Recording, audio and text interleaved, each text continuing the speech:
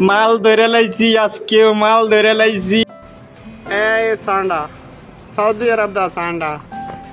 বাংলাদেশে এখন একটাই আলোচনা, সান্ডা। ভাইরালের পর কেউ বলছে এটা দামি ওষুধ, কেউ বলছে সৌদির খাবার।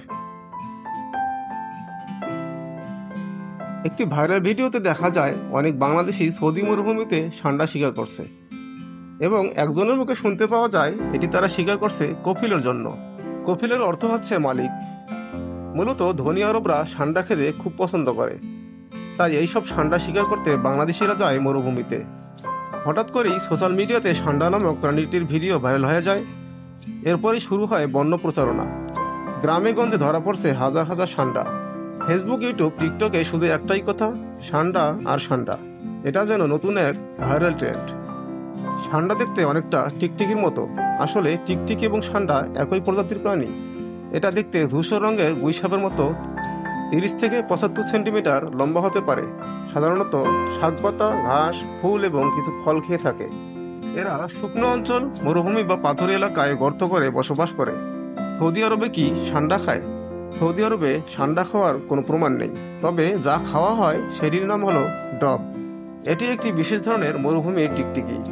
রাসূল সাল্লাল্লাহু আলাইহি সাল্লামের সময়ে সাহাবীরা এটি খেতেন, যদিও রাসূল নিজে খাননি। তিনি বলেন, আমি এটা খাই না, তবে তোমরা খেতে পারো। কাজেই অনেকেই বলছেন ডব খাওয়া ইসলামিক দৃষ্টিকোণে অনুমোদিত। কিন্তু ডব, সান্ডা এ দুটি আলাদা প্রজাতির প্রাণী। যেহেতু সান্ডা নিয়ে কোরআন বা হাদিসে কিছু বলা নেই, তাই এ ব্যাপারে স্পষ্ট ফতোয়া পাওয়া যায় না। অনেক ইসলামিক স্কলার বলেছেন অজানা প্রাণী খাওয়া থেকে বিরত থাকা উচিত, কারণ ইসলাম কখনোই অন্ধ অনুকরণের কিছু খেতে বলেনি।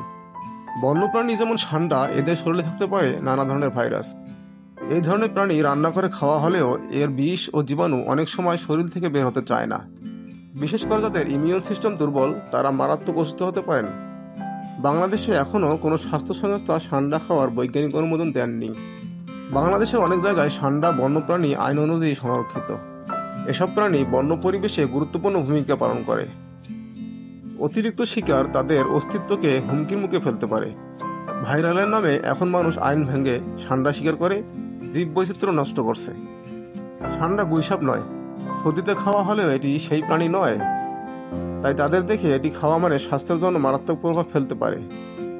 ভাইরাল মানেই ভালো নয়।